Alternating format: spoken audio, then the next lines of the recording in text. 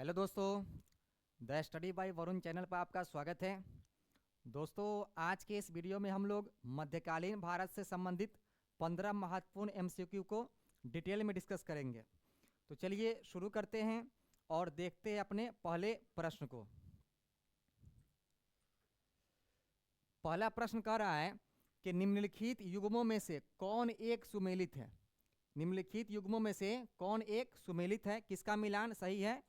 पहला ऑप्शन है Ibn Battuta, किताबुर रहला, ज़ियाउद्दीन बर्नी, तबकाते नासिरी, अबुल फजल मुंतखाबुत तवारिख और दाराशिको शाहजहानामा। अब इनमें से देखना है ये कौन सही है और किसका मिलान गलत है। ठीक है, तो सबसे पहले हम लोग देखते हैं पहले ऑप्शन को। पहला ऑप्शन कह रहा है इब्ने बतूता किताबुर रहला। ठीक है, इब्ने बतूता की हम लोग बात करें, इब्ने बतूता ये एक विदेशी यात्री था जो कहाँ का निवासी था, तो ये मोरक्को का निवासी था। ये कहाँ का निवासी था, तो ये मोरक्को का निवासी था। ठीक है, और ये आया था किसके कार्यकाल में भारत, तो मोहम्मद बिन तुगलक के कार्यकाल में। मोहम्मद बिन तुगलक के कार्यकाल में। कब आया, तो ये आया था 1333 ईस्वी में। और भारत में कितने दिन तक रहा, तो ये भारत में 14 वर्षों तक रहा था। 14 वर्षों तक रहा था। ठीक है, और मध्य युग में, मध्यकाल में जो सबसे लंबा जिसने सफर तय किया जो विदेशी यात्री, वो विदेशी यात्री कौन था, वो इब्ने बतूता था। ये इसने क्या किया था, मध्य युग में सबसे लंबी दूरी तय करने वाला ये विदेशी यात्री था। और ये 73,000 से 77,000 मील लगभग दूरी इसने तय की थी, मोरक्को से लेकर भारत और चीन में गया। उसके अलावा ये मालदीव भी जाने वाला एक विदेशी यात्री था। ठीक है, इसे इब्ने बतूता को मोहम्मद बिन तुगलक ने क्या किया, दिल्ली का काजी नियुक्त किया। क्या बनाया इसे, दिल्ली का काजी। और 8 साल तक इस पद पर ये इब्ने बतूता रहा। और एक बार भ्रष्टाचार के आरोप में मोहम्मद बिन तुगलक ने क्या किया, इसे जेल में डाल दिया था। 8 साल रहने के बाद ये एक बार इस पर भ्रष्टाचार का आरोप लगा और मोहम्मद तुगलक के द्वारा इसे क्या किया गया, जेल में डाल दिया गया। ठीक है, उसके अलावा मोहम्मद बिन तुगलक ने इसे एक बार चीन के सम्राट के पास, चीन के सम्राट के पास अपना दूत बनाकर भी इब्ने बतूता को भेजा था। ठीक है, उसके अलावा जब इब्ने बतूता 1400 साल बाद अपने वतन जब वापस जाने लगा, तो घर पहुंचकर क्या किया, इसने एक पुस्तक की रचना की। उसका नाम क्या था, रेहला, किताब उल रेहला, किताब उल रेहला, जिसमें इब्ने बतूता ने क्या किया कि अपने यात्रा वृत्तांत, उसने किस तरह से अपनी यात्रा शुरू की और कहाँ कहाँ ये गया। उसके अलावा मोहम्मद बिन तुगलक के कार्यकाल के बारे में भी इसकी किताबों से हमें जानकारी प्राप्त होती है। उसके अलावा इसने अपनी पुस्तक में मोहम्मद बिन तुगलक के जो क्षेत्र था जहाँ तक उसका हुकूमत थी, उस क्षेत्र को इसे क्या कहता था, ये हिंद सिंध, हिंद या सिंध कहता था। मोहम्मद बिन तुगलक के जो क्षेत्र था, जिस क्षेत्र पर वो शासन करता था, उसे क्या कहता था, उसे सिंध या हिंद कहता था। और इसकी जो पुस्तक थी वो कौन थी, तो किताबुल रेहला। इसने जो पुस्तक लिखा क्या था, उसने अपनी यात्रा वृत्तांत, उस पुस्तक का नाम था किताबुल रेहला। उस हिसाब से क्या है, ये ऑप्शन सही है। तो पूछ भी रहा है कि निम्नलिखित युग्मों में से कौन एक सुमेलित है, तो इब्ने बतूता की पुस्तक किताबुल रेहला। ठीक है, उसके अलावा बात करें आगे, इसका दूसरा ऑप्शन कह रहा है कि ज़ियाउद्दीन बर्नी, तबकाते नासिरी। तो यहाँ पर ये पहला तो ऑप्शन हम लोग का सही मिल चुका है, तो इसके हिसाब से क्या है, ये गलत ही है। क्योंकि तबकाते नासिरी पुस्तक की रचना किसने की, तो मिनहाज उस सिराज ने की थी। किसने की, मिनहाज उस सिराज ने की, मिनहाज उस सिराज ने। ठीक है, और ज़ियाउद्दीन बर्नी की पुस्तक का नाम क्या था, तो उसका नाम क्या था, तो उसका नाम था तारीख ए फिरोज शाही, तारीख ए फिरोज शाही। ठीक है, उसके अलावा इसकी और भी पुस्तक इसे फतवाए जहांदारी। ठीक है, उसके अलावा अबुल फजल मुंतखबुत तवारिख, अबुल फजल की पुस्तक का नाम हम लोग जानते हैं आईन अकबरी या अकबरनामा। ठीक है, लेकिन यहाँ पर मुंतखबुत तवारिख की बात करें तो इसके लेखक कौन है, तो अब्दुल कादिर बदायूनी, अब्दुल कादिर बदायूनी। ठीक है। इस पुस्तक के लेखक कौन है? मुंतखबुत तवारीख की, तो अब्दुल कादिर बदायूनी। और अब्दुल कादिर बदायूनी जो था वो अकबर का घोर विरोधी था, उसके नीतियों का ये आलोचक था। और जब इसने इस पुस्तक की रचना की तो ये अकबर के कार्यकाल में इसको छुपा के रखे हुआ था, और जब अकबर की मृत्यु हो गई तो उसके बाद जहांगीर के कार्यकाल में इसे छपवाया गया, ठीक है। उसके अलावा अकबर ने इसे क्या किया था? बदायूं में 1000 बीघा जमीन, 1000 बीघा जमीन क्या किया था? इसको दिया था, ठीक है, इनाम के तौर पर। इसलिए इसके नाम में क्या लगा? बदायूं भी। इसी बदायूं में उसको 1000 बीघा जमीन मिला था, इसलिए इसके नाम में अब्दुल कादिर बदायूनी शब्द जुड़ा हुआ है, ठीक है। उसके अलावा डी ऑप्शन कर रहा है दारा शिको शाहजहांनामा। दारा शिको की बात करें तो ये किसका बेटा था? तो शाहजहां का बेटा था, सबसे बड़ा, जिसकी हत्या करके औरंगजेब दिल्ली की मुगल साम्राज्य की गद्दी को हथिया लेता है, ठीक है। उसके द्वारा जो पुस्तक लिखी गई उसका नाम क्या है? उसका नाम है मजमाउल बहरैन। मजमाउल बहरैन। मजमाउल बहरैन, बहर मतलब होता है समुद्र, दो समुद्रों का मिलना, यानी दो कौमों हिंदू और मुस्लिम जो भारत में एक साथ रहती थी उनके बारे में इन्होंने अपनी पुस्तक में लिखा था, ठीक है। किस पुस्तक की रचना की? मजमाउल बहरैन। उसके अलावा इन्होंने एक सिर्रे अकबर, सिर ए अकबर नामक ग्रंथ की रचना की, जिसमें इन्होंने उपनिषद का अनुवाद करवाया था, ठीक है। उसके अलावा बात करें इस पुस्तक जो शाहजहां नामा है, इसके लेखक कौन है? तो ये अब्दुल हमीद लाहौरी, ठीक है। इनायत खान के द्वारा इस पुस्तक की रचना की गई थी। जो शाहजहां नामा है इसकी पुस्तक रचना किसने की? तो इनायत खान ने की थी, ठीक है। यहाँ दिया भी जा रहा है कि इब्ने बतूता ने किताबुल रेहला लिखा, जो कि सुमेलित है। बाकी मिनहाज ने तबकाते नासिरी, बदायूनी ने मुंतखबुत तवारीख, और इनायत खान ने क्या किया? शाहजहां नामा नामक पुस्तक की रचना की। ये पुस्तक शाहजहां के इतिहास के बारे में जानकारी देती है, ठीक है। अगला प्रश्न है कि हजार सितून महल किसने बनवाया? हजार सितून महल, हजार स्तंभों वाला महल किसके द्वारा निर्मित किया गया है, ठीक है।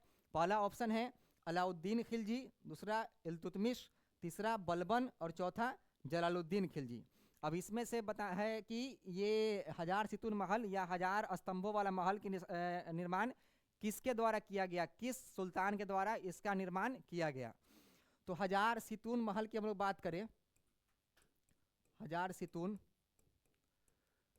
तो इसका निर्माण जो है अलाउद्दीन खिलजी के द्वारा किया गया। अलाउद्दीन खिलजी के द्वारा किया गया, ठीक है। जो कब से कब तक दिल्ली का सुल्तान था? तो 1296 से 1320 ईस्वी तक दिल्ली का ये सुल्तान था। और इसके द्वारा एक नगर का निर्माण करवाया गया था, उसका नाम क्या था? उसका नाम था सीरी। उसका क्या नाम था? सीरी का किला। जो इसने जो ये नगर का निर्माण करवाया वो क्या था? दिल्ली का दूसरा नगर था, दिल्ली का दूसरा नगर था, ठीक है। दिल्ली में 7 नगरों का निर्माण किया गया था, उसमें से सीरी जो था अलाउद्दीन खिलजी के द्वारा निर्मित, ये दिल्ली का दूसरा नगर था, ठीक है। उससे जो पहला नगर था वो था राय पिथौरा, किला ए राय पिथौरा, जो पृथ्वीराज चौहान के द्वारा निर्मित किया गया था, ठीक है। और ये जो सीरी है ये अलाउद्दीन खिलजी के द्वारा निर्मित है। और यहीं पर क्या किया गया? सीरी में ही इसने हजार सितून महल का निर्माण करवाया, ठीक है। किसके द्वारा? अलाउद्दीन खिलजी के द्वारा। और यहीं पर इसने एक हौज का निर्माण किया, जिसे कहा जाता है हौज ए खास। हौज ए खास का निर्माण भी अलाउद्दीन खिलजी के द्वारा कहाँ करवाया गया? तो वो श्रीनगर में, जो दिल्ली का दूसरा नगर था, ठीक है। तो इसका आंसर क्या हो जाएगा? अलाउद्दीन खिलजी। इल्तुतमिश की बात करें तो ये 1210 से या 1211 से 1236 तक क्या था? दिल्ली का सुल्तान था। इसे दिल्ली सल्तनत का वास्तविक संस्थापक भी कहा जाता है। और मकबरों का पितामह इसे ही कहा जाता है। किसे? सुल्तान इल्तुतमिश को क्या कहा जाता है? मकबरों का पितामह। भारत में जो पहला मकबरा निर्माण करने वाला शासक था वो इल्तुतमिश था। इसने अपने बेटे नासिरुद्दीन महमूद की याद में सुल्तानगढ़ी में एक मकबरे का निर्माण करवाया था, जिसे सुल्तानगढ़ी का मकबरा कहा जाता है। और निर्माण किसने करवाया? तो इल्तुतमिश ने, सुल्तान इल्तुतमिश ने करवाया। और इन्हें क्या कहा जाता है, तो इन्हें कहा जाता है मकबरों का पितामह, ठीक है। उसके अलावा बलबन की बात करें तो ये 1266 से 1286 ईस्वी तक दिल्ली का सुल्तान था। और इसके द्वारा जो एक महल का निर्माण करवाया उसका नाम क्या था, वो था लाल महल। बलबन ने एक महल का निर्माण करवाया दिल्ली में, उसका नाम क्या था, तो लाल महल, ठीक है। पूछा जाए कि लाल महल किसने बनवाया, तो बलबन ने। उसके अलावा जलालुद्दीन खिलजी की बात करें तो ये क्या था, खिलजी वंश का संस्थापक। और इसके कार्यकाल की बात करें तो 1290 से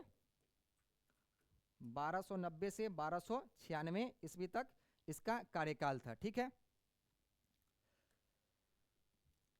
इसके डिटेल की बात करें तो यहाँ है 1000 सितून 1000 स्तंभों वाला महल का निर्माण 1303 ईस्वी में दिल्ली सीरी में अलाउद्दीन खिलजी ने करवाया था, ठीक है। अलाउद्दीन को क्या कहा जाता है, सिकंदर द्वितीय, ठीक है।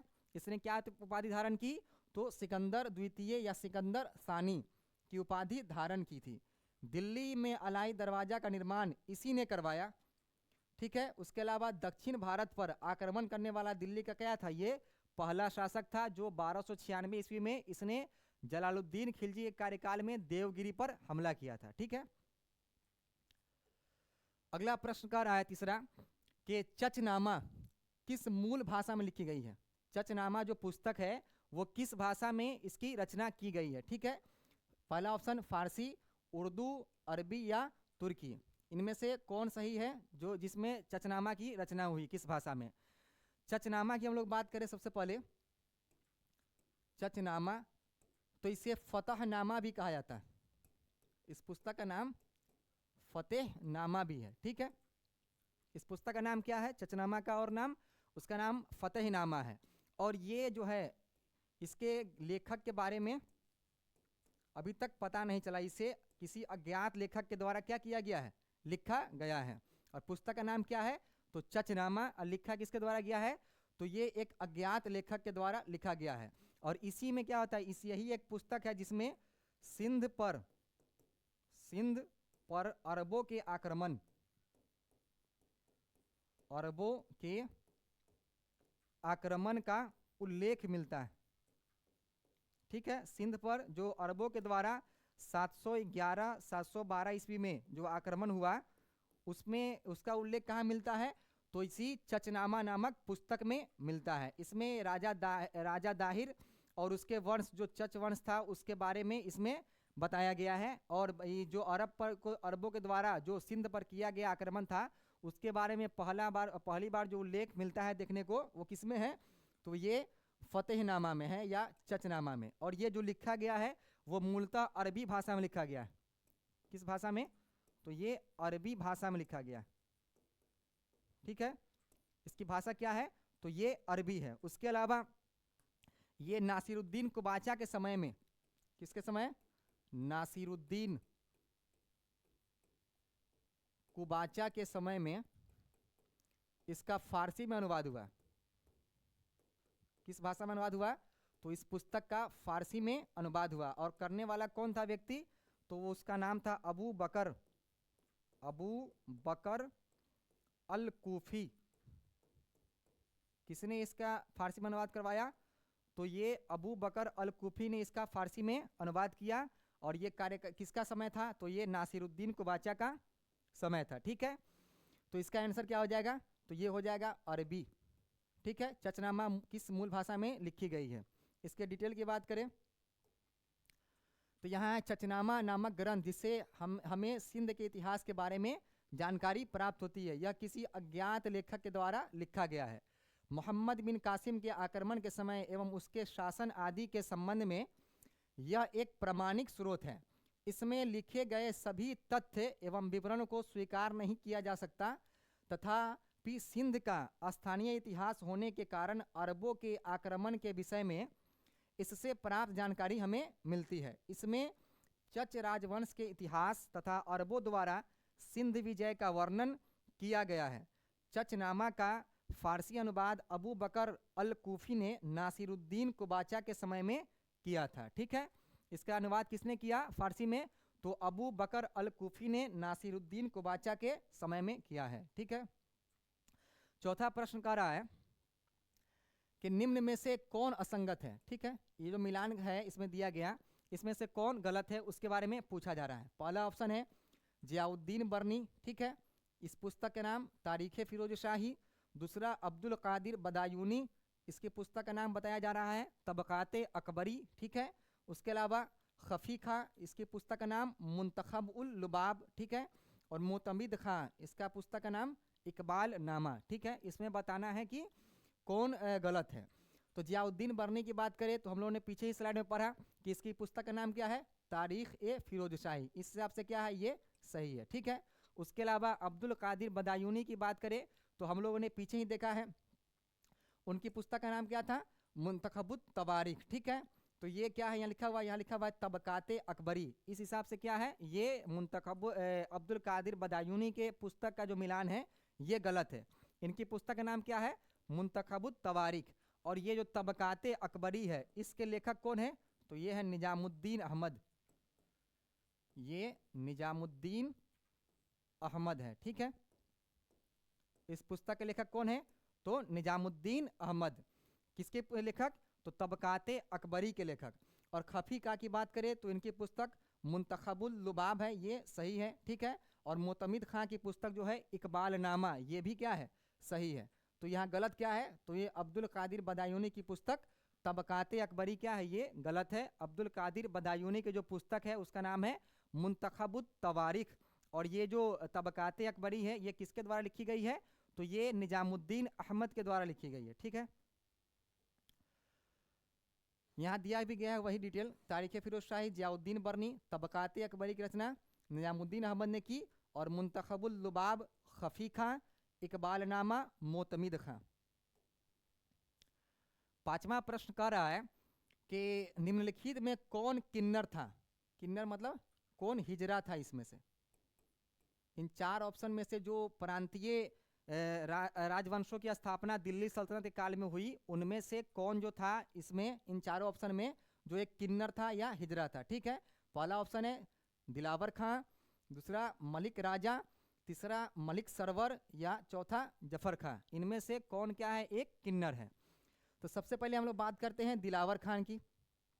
दिलावर खां की बात करें तो ये 1301 ईस्वी में इसने क्या किया था, मालवा सल्तनत की स्थापना की। मालवा में एक नए राजवंश की स्थापना की। ठीक है, कहाँ पर, तो मालवा में। दिलावर खां गौरी नाम के एक व्यक्ति ने मालवा में एक नए राजवंश की स्थापना की। ठीक है, उसके अलावा बात करें दूसरा ऑप्शन, तो दूसरा कह रहा है मलिक राजा।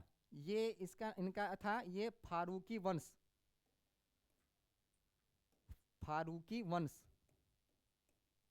फारूकी वंश की स्थापना किसके द्वारा की गई, तो मलिक राजा के द्वारा की गई। और कहां पर की गई, तो ये खानदेश, खानदेश में इसकी स्थापना की गई, जिसे अकबर ने क्या नाम दिया था, तो दान देश, दान देश। ठीक है, ये अकबर ने क्या दिया, दान देश।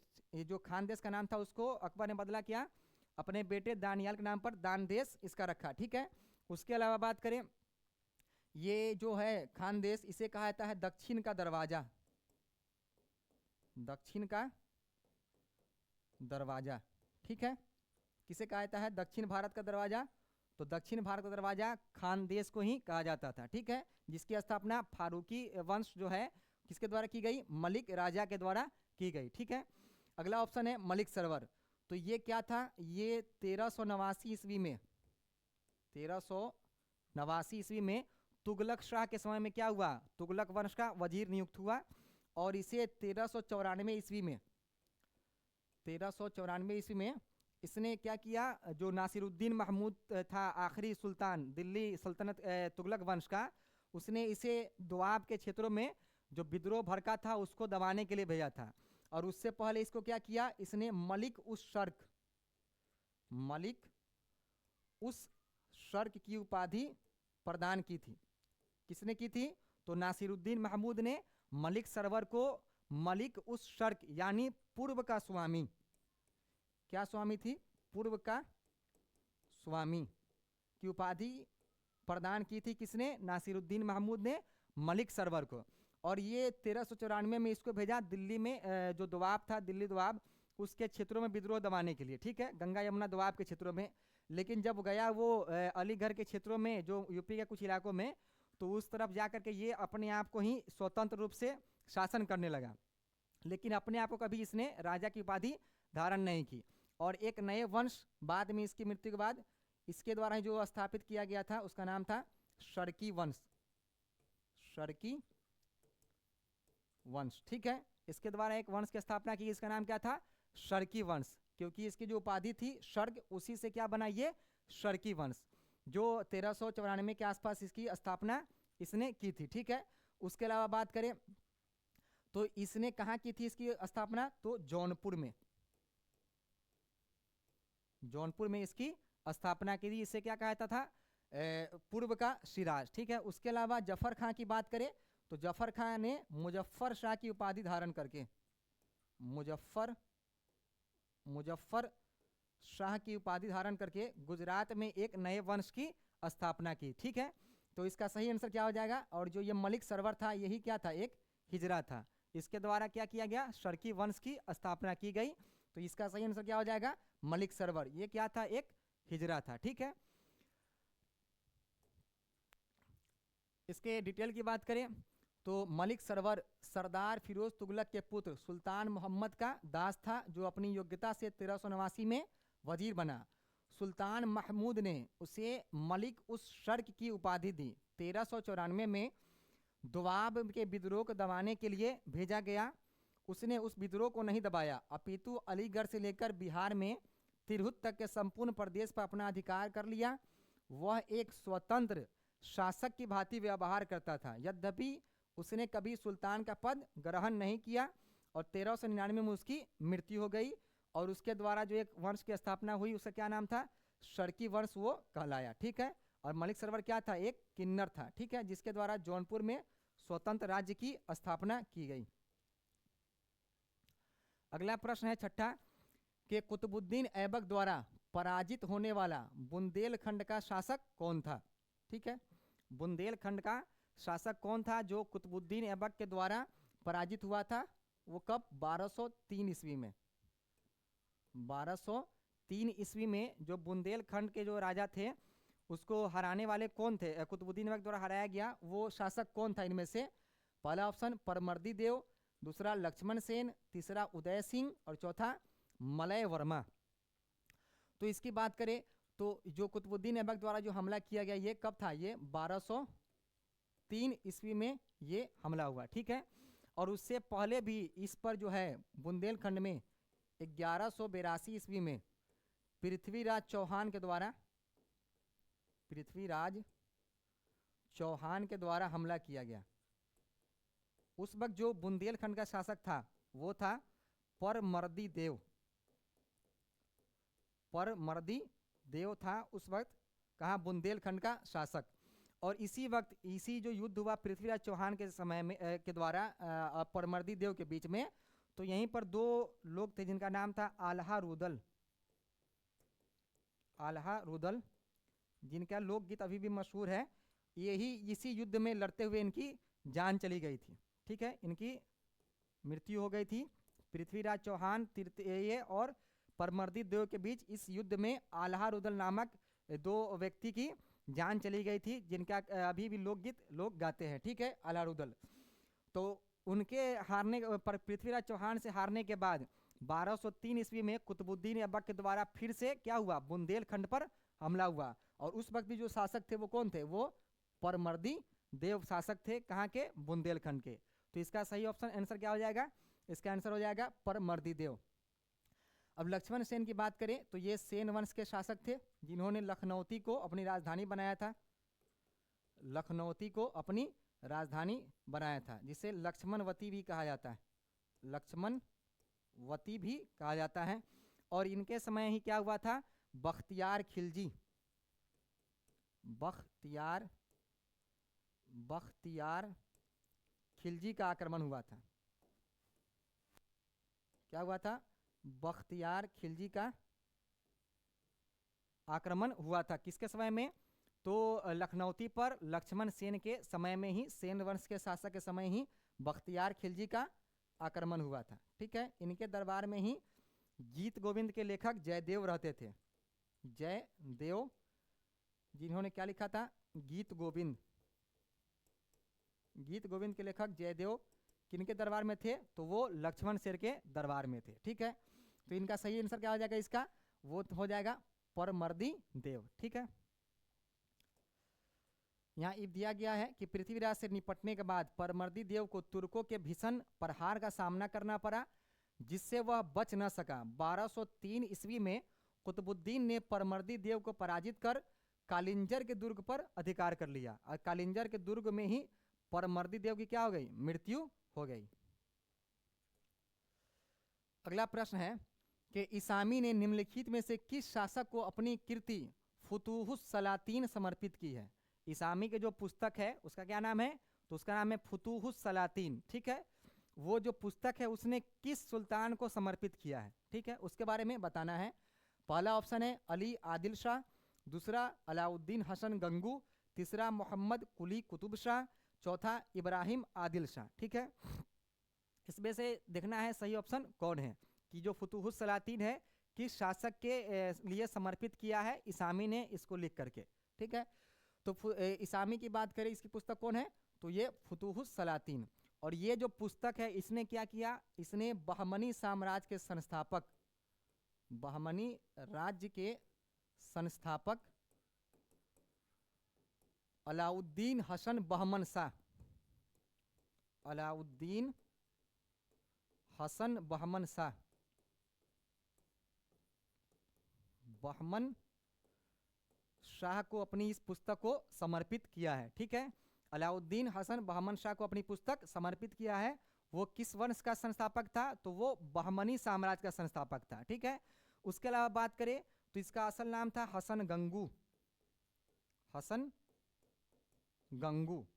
और ये एक ब्राह्मण के यहाँ नौकर था। ठीक है, शुरू से लेकर के, और जब ये राजा बना तो उसी कहा जाता है कि उसी ब्राह्मण के नाम पर ही क्या किया, इसने बहमन वंश की स्थापना की। लेकिन कहीं कहीं ये भी देखने को मिलता है कि ईरान के एक पौराणिक वंशज बहमन शाह के नाम पर इसने क्या किया, बहमनी साम्राज्य की स्थापना की। ठीक है, और ये क्या था, तो मोहम्मद बिन तुगलक के कार्यकाल में मोहम्मद बिन तुगलक ने क्या किया कि 100 लोगों पर एक अमीर नियुक्त करता था। 100 गांवों पर क्या किया, एक अमीर को नियुक्त करता था 100 गांवों पर।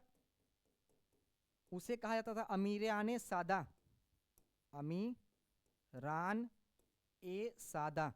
ठीक है, 100 गांवों का स्वामी। और इसी का जो अमीरान सादा था, कौन था, वो था अलाउद्दीन हसन। ठीक है, इसने और इस्माइल नाम के एक व्यक्ति ने मोहम्मद बिन तुगलक के कार्यकाल में विद्रोह कर दिया, और वहाँ के लोगों ने इस्माइल को क्या किया, अपना सुल्तान चुन लिया। लेकिन इस्माइल की उम्र बहुत ज़्यादा हो गया था और वो बहुत बूढ़ा हो चुका था, इसलिए उसने क्या किया, अपने आप को सुल्तान ना बना करके किसको सुल्तान बनाया, उसने बनाया अलाउद्दीन हसन गंगू को। और उसके द्वारा क्या किया गया, एक नए साम्राज्य बहमनी साम्राज्य की स्थापना की गई।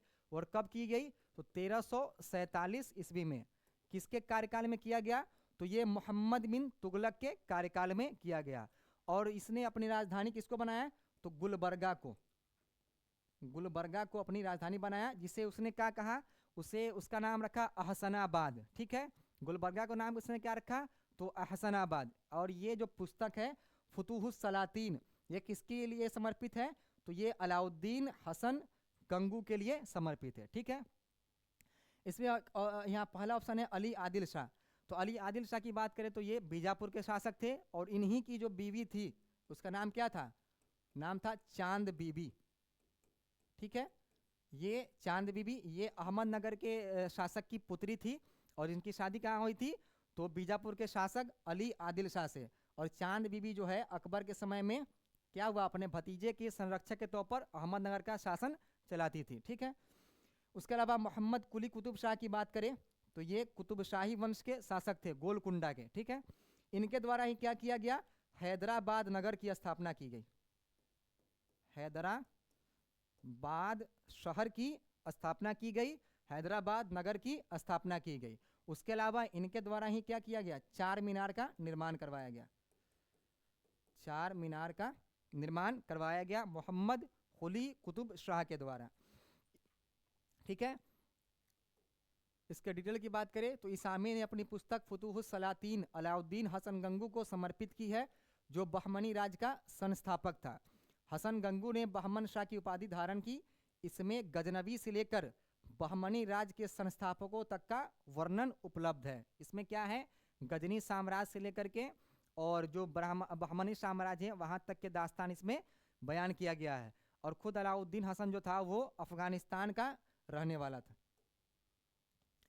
अगला प्रश्न है कि निम्नलिखित सिख गुरुओं के कार्यकाल पर विचार कीजिए तथा उन्हें काल क्रमानुसार व्यवस्थित कीजिए। ठीक है, पहला है अमरदास, दूसरा अंगद, गुरु रामदास और तीसरा गुरु अर्जुन देव। इनका क्रम बताना है कि पहले कौन गुरु आए, उसके बाद कौन सिखों के गुरु बने। तो देखिए, सबसे पहले हम लोग लिस्ट ही देख लेते हैं। सबसे पहले बात करें तो सिख धर्म के संस्थापक कौन, तो गुरु नानक, गुरु नानक। ठीक है, जिनके द्वारा क्या किया गया, लंगर प्रथा को, लंगर व्यवस्था को शुरू किया गया। ठीक है, ये पहले गुरु है सिखों के। उसके बाद इन्होंने अपने एक शिष्य जिसका नाम था लहना, जिसका नाम क्या था, इनका नाम लहना, इनको अपना उत्तराधिकारी नियुक्त किया। और इनके द्वारा क्या किया गया, गुरुमुखी लिपि, गुरुमुखी लिपि की शुरुआत की गई। ठीक है, उसके अलावा तीसरे जो गुरु हुए वो है अमरदास, अमरदास। ठीक है, ये तीसरे गुरु है। इनके द्वारा गद्दी की स्थापना की गई थी। सिख धर्म में 22 गद्दियों की स्थापना इनके द्वारा ही की गई। उसके अलावा गुरु रामदास, गुरु रामदास। ठीक है, उसके बाद जो गुरु बने वो थे गुरु अर्जुन देव, अर्जुन देव। गुरु रामदास के समय से क्या हो गया, ये अपने बेटे को इन्होंने क्या किया, अपना अगला गुरु नियुक्त कर दिया। और ये जो प्रथा थी गुरु सिखों में, वो क्या हो गया, वंशानुगत हो गया। ठीक है, गुरु अर्जुन देव के द्वारा क्या हुआ, स्वर्ण मंदिर, स्वर्ण मंदिर की नींव डाली गई, स्थापना की गई, बनाया गया, इनके समय में निर्माण किया गया। उसके अलावा ये जो गुरु अर्जुन देव है, इनके द्वारा ही आदि ग्रंथ नामक पुस्तक की रचना की गई, आदि ग्रंथ नामक पुस्तक की रचना की गई। किसके द्वारा, तो अर्जुन देव के द्वारा। ठीक है, उसके अलावा इनके बाद जो है वो हुए हैं गुरु हरगोविंद, गुरु हरगोविंद। उसके बाद गुरु हर राय, गुरु हर राय। उसके बाद गुरु हर किशन, गुरु हर किशन। उसके बाद गुरु तेग बहादुर, गुरु तेग बहादुर। और तीसरे कौन है लास्ट, गुरु गोविंद सिंह, गुरु गोविंद सिंह, जिनमें अर्जुन देव और गुरु तेग बहादुर की हत्या किसके द्वारा की गई, तो ये मुगल शासकों द्वारा इन दोनों की हत्या कर दी गई। ठीक है, तो क्रम की बात करें तो गुरु नानक, गुरु अंगद, गुरु अमरदास, गुरु रामदास, गुरु अर्जुन देव, गुरु हरगोविंद, गुरु हर राय, गुरु हरकिशन और गुरु तेग बहादुर और आखिरी गुरु गोविंद सिंह। तो इसका क्या हो जाएगा, सबसे पहले एक गुरु अंगद, उसके बाद अमरदास और तीसरे गुरु रामदास और चौथा यहाँ गुरु अर्जुन देव। तो जो यहाँ पर होगा बी, जो पहले यहाँ पर एक, पहले क्या हो जाएगा बी 1 2, उसके बाद 3 4। ठीक है, यहाँ पर बी, उसके बाद ए और सी क्या हो जाएगा, सी, उसके बाद तब डी। इसका क्या हो जाएगा बी ए सी डी। ठीक है, यहाँ वही दिया गया है कि गुरु अंगद पहले, दूसरे गुरु, तीसरे अमरदास, चौथे रामदास और पांचवें गुरु अर्जुन देव। अगला प्रश्न है 9वां कि विश्व में सबसे बड़ा मकबरा गोल गुंबद किस राज्य में स्थित है। ये जो गोल गुंबद है जो विश्व का सबसे बड़ा मकबरा है, ठीक है, ये किस राज्य में स्थित है भारत के। तो गोल गुंबद की बात करें तो इसके निर्माण किसने करवाया था, तो मोहम्मद आदिल शाह ने, बीजापुर के शासक मोहम्मद आदिल शाह के द्वारा इसका निर्माण करवाया गया। इन्होंने अपने जीवन काल में ही इसका निर्माण करवाया था। और मकबरा ये इनका जो कब्र है इसी गोल गुंबद में, गोल गुंबद में है। ठीक है, मकबरा उसे कहा जाता है जिसमें किसी की कब्र हो। ठीक है, तो ये क्या है, विश्व का सबसे बड़ा मकबरा है जो एक गोल गुंबद है। और किस राज्य में है, तो ये कर्नाटक राज्य में, कर्नाटक राज्य में ये स्थित है। और ये एक ऐसा मकबरा है कि इसके अंदर आप अगर फुसफुसाइएगा, किस तरह की बात कीजिएगा हल्के आवाज में भी, तो ये आपको बहुत दूर तक सुनाई देगा। लगभग 7 बार ये इसकी आवाज आपको सुनाई देगी अगर हल्का भी बोलिएगा तो। ठीक है, ये किस राज्य में है, तो ये कर्नाटक राज्य में है। और ये जो मोहम्मद आदिल शाह है, ये किसके पुत्र थे, तो ये इब्राहिम आदिल शाह द्वितीय के पुत्र थे, जिन्हें क्या कहा जाता था, अबला बाबा। अबला बाबा, गरीबों का दोस्त, और या जगत गुरु। जगत गुरु किसे कहा जाता था, तो ये इब्राहिम आदिल शाह द्वितीय को कहा जाता था, जो मोहम्मद आदिल शाह क्या थे, पिताजी थे। ठीक है,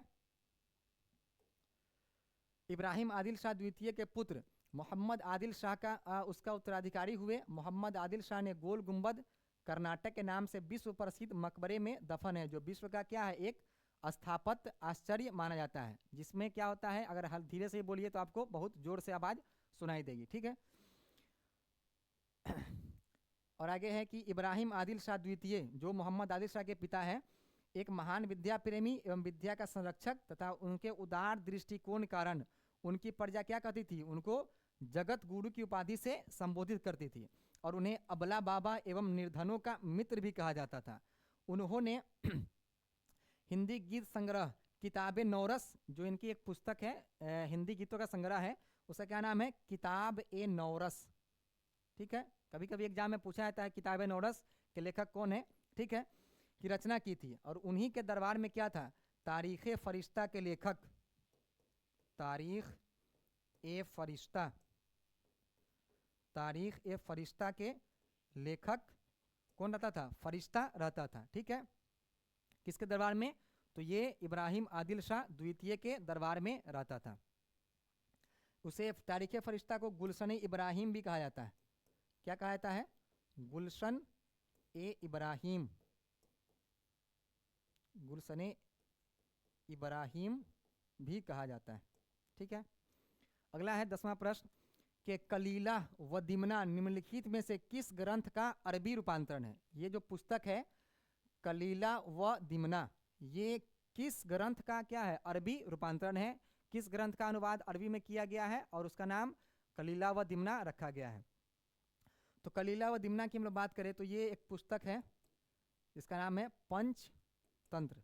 और लिखने वाले कौन थे इसके, तो वो थे विष्णु शर्मा, ये विष्णु शर्मा। और किसी भारतीय पुस्तक का विश्व के कई भाषाओं में क्या किया गया, अनुवाद किया गया है। जो सबसे ज़्यादा अनुवाद किया गया जिस पुस्तक का, उसका नाम क्या है, वो है पंचतंत्र। और उसी का जो अरबी अनुवाद है वो क्या है, कलीला व दिमना, कलीला व दिमना।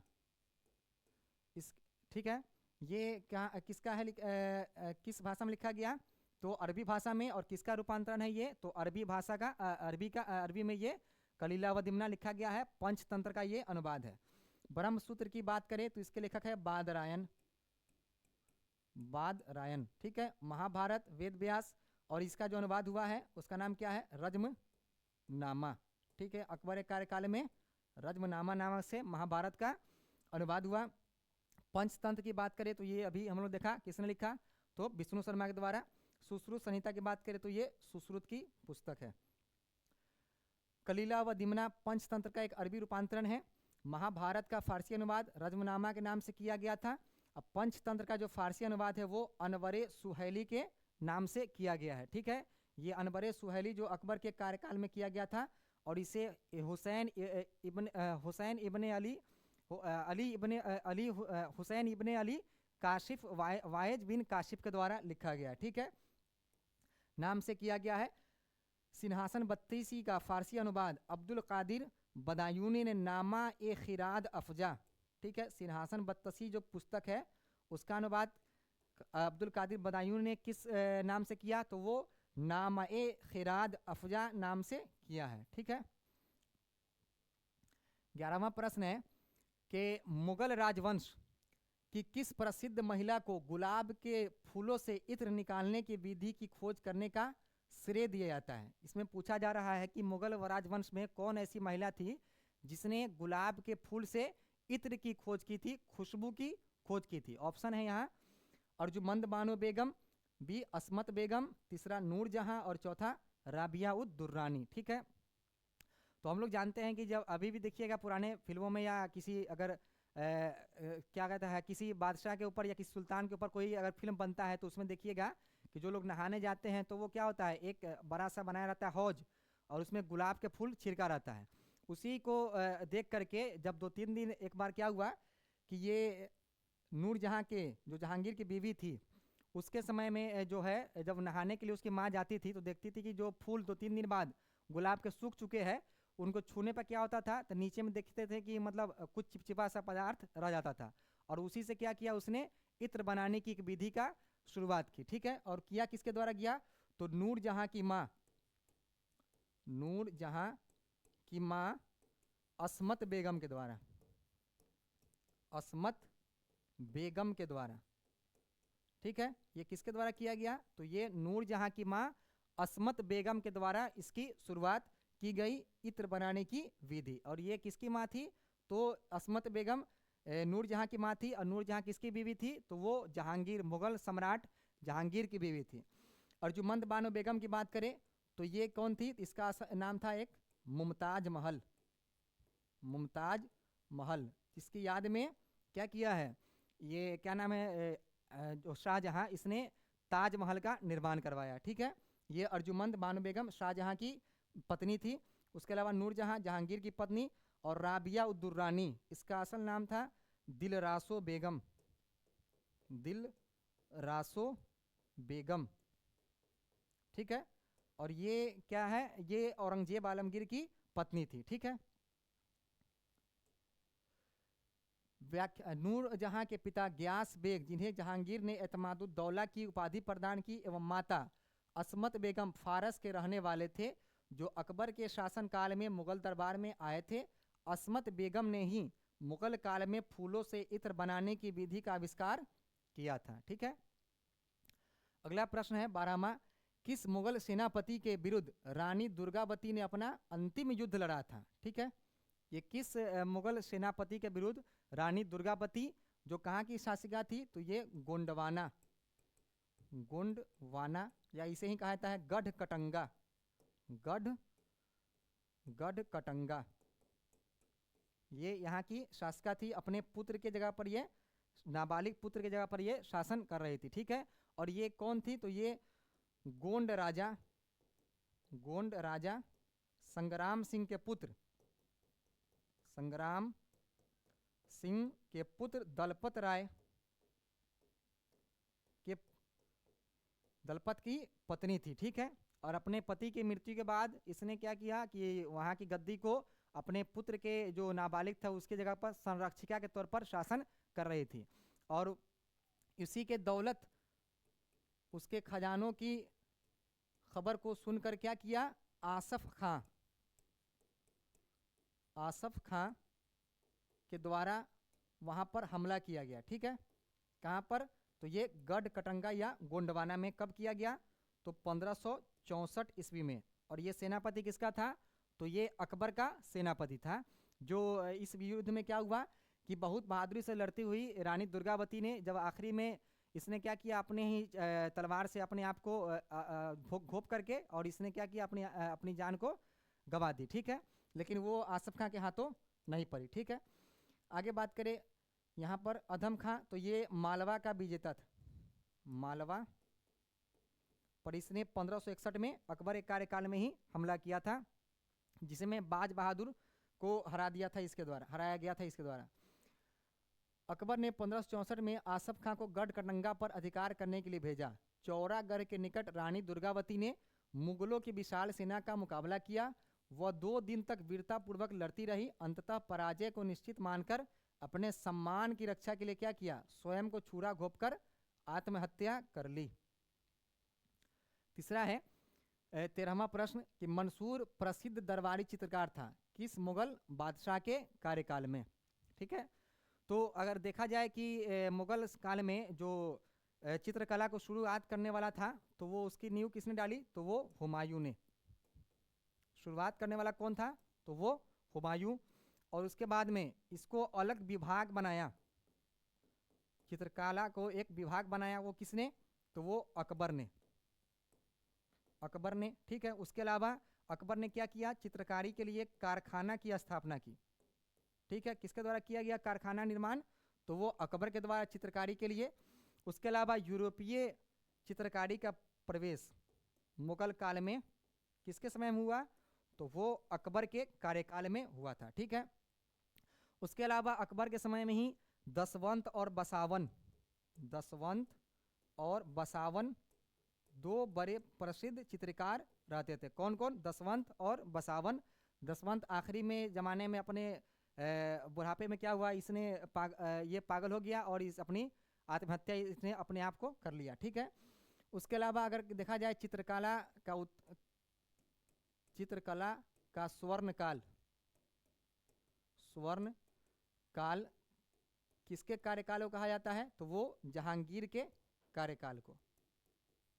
ये किसके कार्यकाल को, तो ये जहांगीर के कार्यकाल को क्या कहा जाता है, चित्रकला का स्वर्ण काल। ठीक है, उसके अलावा जहांगीर खुद भी क्या था, एक माहिर चित्रकार था। ठीक है, और ये कहता है अपनी पुस्तक तुजुक के जहांगीरी में कि मेरे सामने अगर कोई चित्रकला कोई चित्र लाया जाए और जिसमें अगर अनेकों चित्रकारों ने अपना योगदान देकर बनाया है, तो मैं उसमें सबके किसने कौन सा भाग बनाया है, कौन सा चित्र बनाया है, उसको मैं पहचान सकता हूँ। ठीक है, तो वो जहांगीर का कार्यकाल था। ठीक है, तो मंसूर की बात करें तो ये किसका दरबारी चित्रकार था, तो ये जहांगीर का दरबारी चित्रकार था, जिसे जहांगीर ने क्या किया था, नादिरुल अस्र, नादिर उल अस्र की उपाधि दी थी, नादिर उल अस्र की उपाधि दी थी। उसके अलावा इसी के समय क्या था, एक बिशनदास, बिशनदास नामक चित्रकार था। ठीक है, उसके अलावा अबुल हसन भी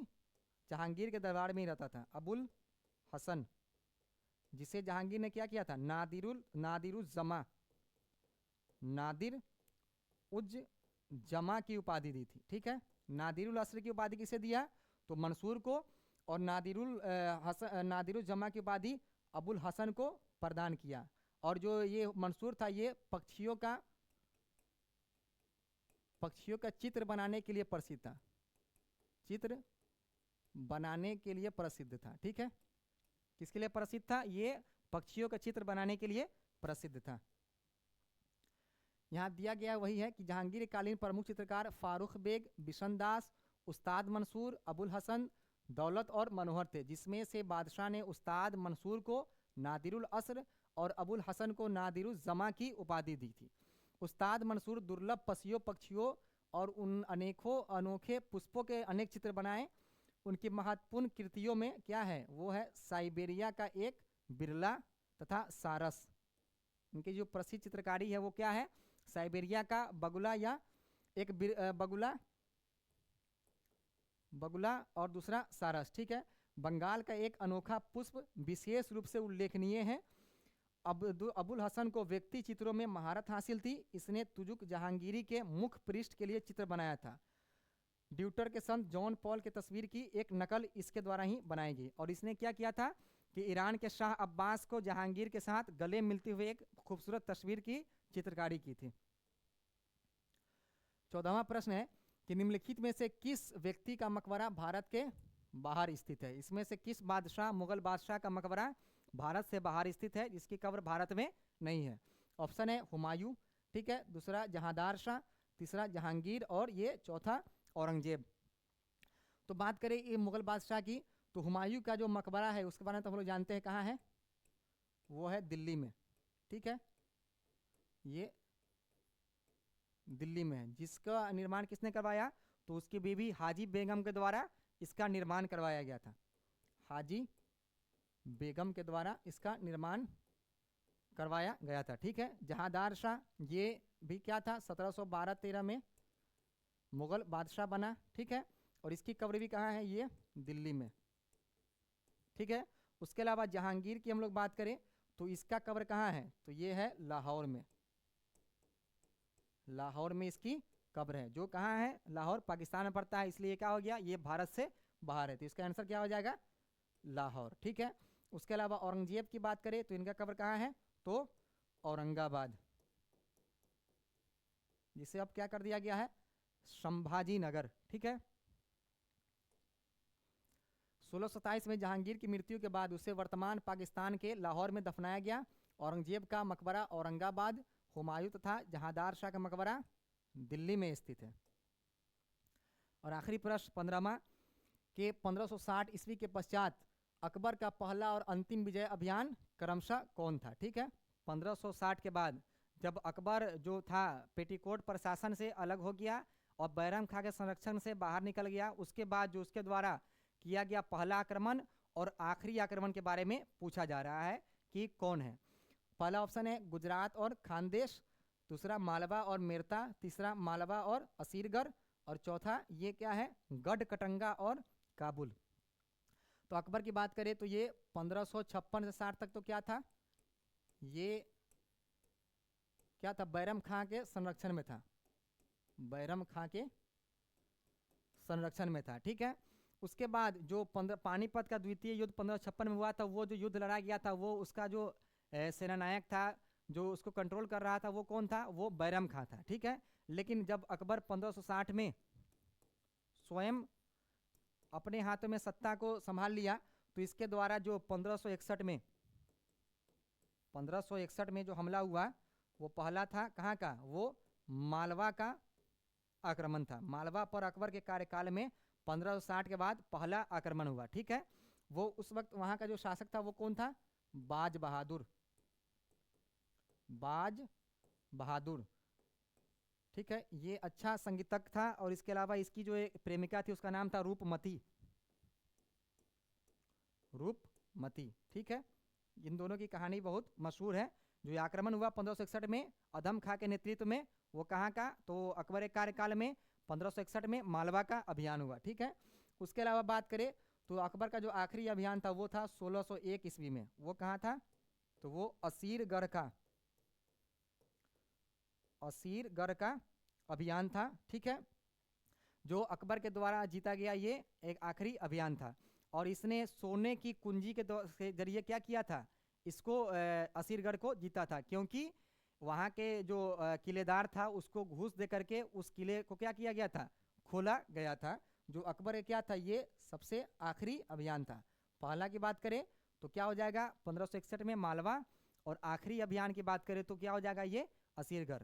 और इसके डिटेल की बात करें तो 1561 ईस्वी के पश्चात अकबर ने अपना पहला विजय अभियान अधम खां के नेतृत्व में एक मुगल सेना मालवा को जीतने के लिए भेजी, जिसमें बाज बहादुर को पराजित कर मालवा को अपने अधीन कर लिया, तथा अंतिम विजय अकबर के द्वारा असीरगढ़ पर की गई जो 1601 ईस्वी में जनवरी में मीरन बहादुर के आत्मसमर्पण पर की गई थी, ठीक है। तो ये मध्यकालीन भारत के 15 महत्वपूर्ण प्रश्न थे जिसको हम लोगों ने बहुत ही डिटेल डिस्कशन के साथ आपके सामने पेश किया। आगे भी हम लोग नए नए वीडियो में और भी महत्वपूर्ण प्रश्नों को चर्चा करेंगे। बहुत बहुत शुक्रिया।